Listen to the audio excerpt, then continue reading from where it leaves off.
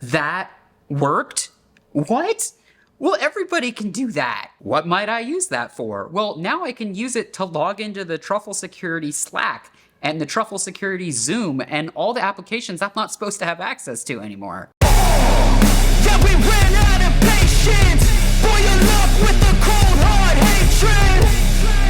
I can feel the vibration. Okay, I got some feedback at the last virtual conference I did at NahamCon that my conference talk seemed too much like a YouTube video. So for this one, I'm going down small so we can do picture in picture. I'm gonna throw up that old slide deck, and then I'm gonna put all the bullet points of all the things that I'm gonna say before I say them. I'm just f***ing with you. Can you imagine? Okay, I have a new Google Oauth vulnerability to share with the world, but before I do, I have a story that I need to tell. It's like 8 a.m. on a Monday, the day that my company's launching a new secrets discovery tool, and one of the beta testers shoots me a note saying he found a critical security vulnerability. Like, are you f***ing kidding me? I'm relieved that he disclosed it before the launch, but now we have to literally drop everything and just focus on getting that fixed if we want to still launch that day. The issue was we were using the email claim in the Office 365 OAuth flow, and as it turns out, Microsoft doesn't verify your email, and it can be forged. Now, I thought I was going crazy because I thought that was like the whole point of OIDC.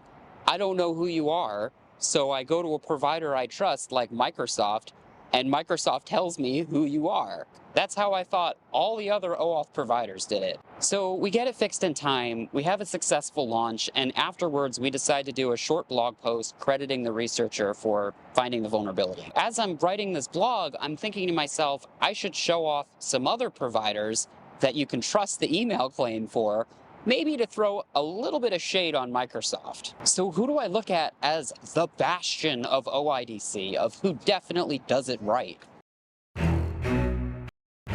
Google. Everyone uses the email claim to validate identity with Google OIDC. Everyone. So I'm getting ready to take a screenshot of their documentation for the blog, and that's when I noticed something.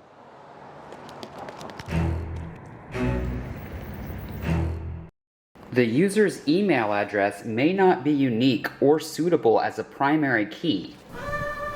What?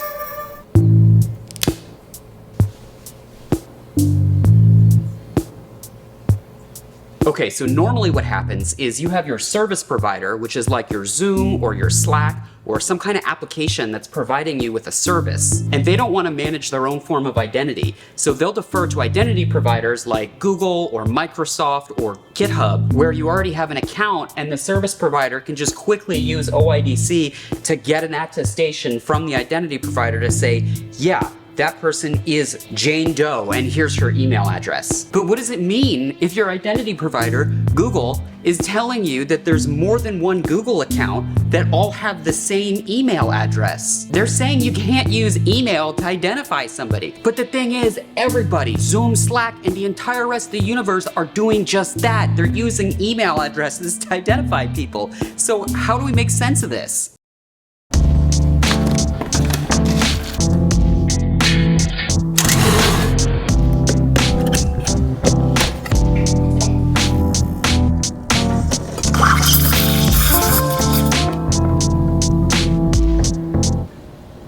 Okay, so obviously I'm not the best latte artist, but the reason for the coffee is because I'm shooting this the next day and there's like different lighting and I'm wearing a different shirt, so I just needed to show like a passage of time, if that makes sense. I also really like this shirt because it's like a low-key humble brag flex, but anyway, what we need to do is recreate what the documentation said was possible. See if we can make two different Google accounts recreate the OIDC process with the same exact email address. If we can't do that, then none of this even matters anyway.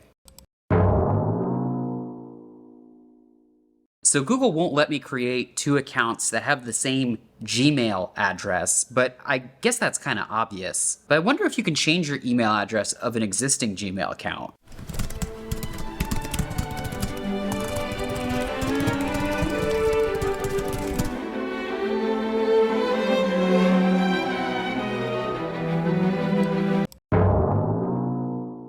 Okay, you can't do that either, but something's been bugging me. When we went through the create account flow, there was like a way to make a Google account from an existing email address. I didn't even know you could do that, but what happens if we try to do that flow twice with the same email address?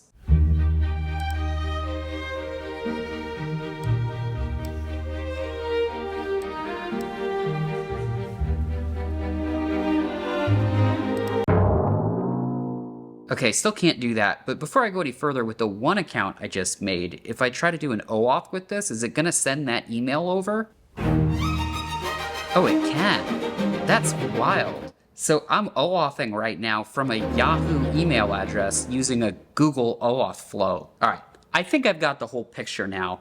I think the reason why Google has this like create from an existing email flow probably dates back to when they acquired YouTube, and there were a bunch of YouTube user accounts that they needed to like reconcile with Google accounts, and some of those YouTube accounts were created with non-Gmail email addresses. Regardless though, if you make one of those accounts, they actually have a built-in flow for changing your email address. So if last week I changed my email address, then this week somebody can make a new Google account using the email address I was using last week. And that's how we can have two different Google accounts from two different OIDC flows that both say janedoe@yahoo.com is their email address. So that could be a small problem with service providers. If they're keying off of my full email address and I change email addresses, somebody might be able to come along and take control of my service provider account. But what I'm more wondering about is there's a lot of service providers that won't key off the whole email. They'll just key off like the domain to figure out whether or not you're a member of a Google organization. And a lot of times you might have email aliases set up in a Google organization. So you might have a few different email addresses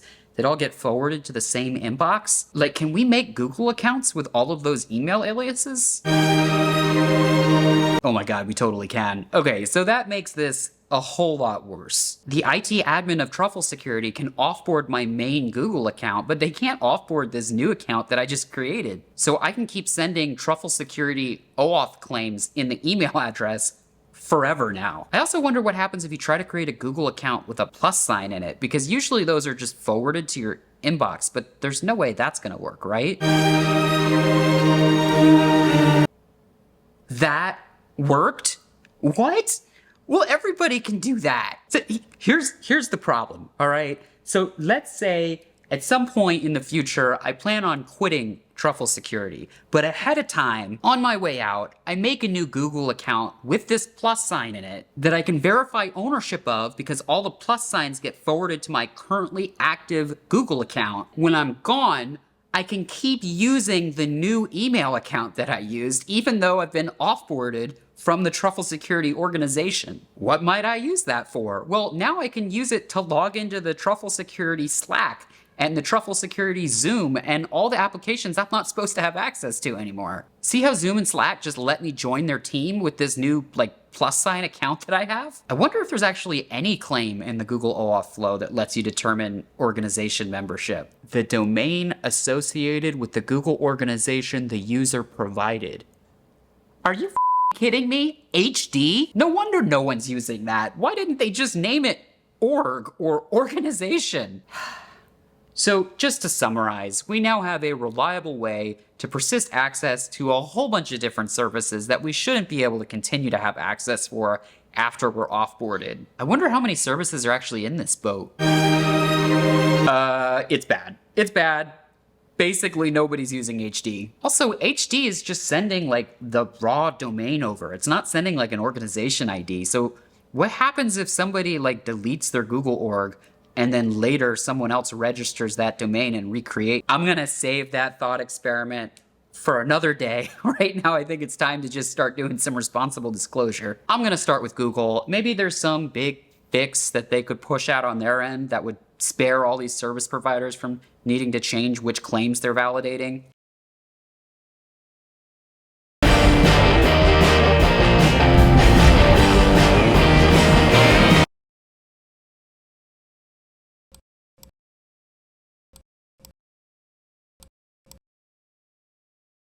Huh. Well, that's cool, but I wonder how they're gonna fix it, though.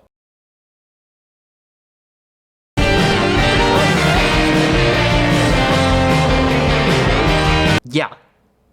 How are they gonna fix it though? Hi, anonymous Google product team. About 100 days ago, I disclosed a Google vulnerability that allows people to maintain access to their company's Slack, Zendesk, and Grafana indefinitely after they leave their company. The vulnerability combines a common Oauth implementation pattern and the ability to make Google accounts that don't connect to Gmail from an existing email address. Google will typically give a vendor 90 days before they publicly disclose a security vulnerability that they know about. So on December 16th, I'm giving a talk about this, whether or not it's been fixed. Now, I am not making this video to try to dictate your priorities. I get it. There's always a lot of stuff going on. Security is just one of many priorities to worry about. That being said, I do have a favor to ask. I'd like to know what recommendations to give people. Is the fix that you're going to work on going to make the email claim more reliable in the OAuth flow? Are you planning on making it so that when people create new Google accounts, they won't be able to use an email that's in an existing org? Does it make sense for me to disclose to Slack, Zendesk, Grafana, and all the other impacted organizations and tell them that they need to stop relying on the email claim? If you're able to provide any of these answers to these questions before I give my talk on December 16th, I would greatly appreciate it. And if you want to see what my usual talk style is like, you can check out my 2020 DEF CON Black Hat talk that I gave on Google Cloud Security. In that talk, I actually cameoed a Google Cloud Security engineer as part of the talk so that we could work together on the best messaging to the viewer so that everyone could be more secure together. Okay, that's all I've got for now. I hope you have a great Thanksgiving, and if you could get back to me with the answers to these questions as soon as possible, I would greatly appreciate it. That should get their attention.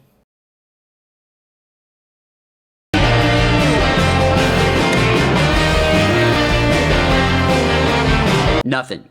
Not a single word back. And just to break the fourth wall a little bit here, this is why I'm giving this talk in the first place. Google took responsibility for the issue, but failed to remediate it in a timely manner, or even really state how they're going to remediate it. So what happened next is I just kept disclosing to a few of the larger downstream vendors impacted, like Zoom and Slack. Hi, if you're seeing this video in November, it's because your application is vulnerable to a new type of Google OAuth attack that allows people to continue to log in indefinitely to your application after they've been removed from their Google organization. But like, see, this is why sometimes I have issues with bug bounty programs. So like Slack basically replied saying, you're already able to make a Slack account with a magic link sign-in flow. And so switching to the HD claim like won't help make things any less better than what their Magic Link problem already has for them. Now, the Magic Link feature has its own track record of issues. Like, a lot of people have pointed out that all of the email to create support desk features out there will actually allow you to join random company Slacks. So to me, this is kind of like Slack saying that you shouldn't get a tire alignment if your brake pads need changing. Like, it doesn't, you have to fix both. That doesn't, whatever. Look, the main thing is the bug bounty ecosystem has basically created an environment where researchers have a very heavy burden to convince a company that they have to care about anything. And I get why it turned out that way, because like so many submissions to bug bounty programs are just junk, and the triager on the other end just needs to get through them all. But the thing is, like, I don't really care about the bounty. Like, I just sent this to them as like a courtesy, as like a heads up, hey, this talk's gonna be public soon. And now the bug bounty can create like this weird dynamic if I talk about the bug, because like bug bounties are supposed to be private unless the company like gives you permission to talk about it. And it's like, so look, let me just talk directly to the Slack security team for a minute. I'm sorry if explicitly mentioning Slack causes a headache for y'all. I am maybe a little bit glad that you chose to not fix the issue, because it does make for a really good example that I can point to when I explain the problem. Could I send you like a pizza or something? Could I send pizza to the Slack security team? I do feel a little bit bad about singling y'all out in particular, but it's gonna make the talk better.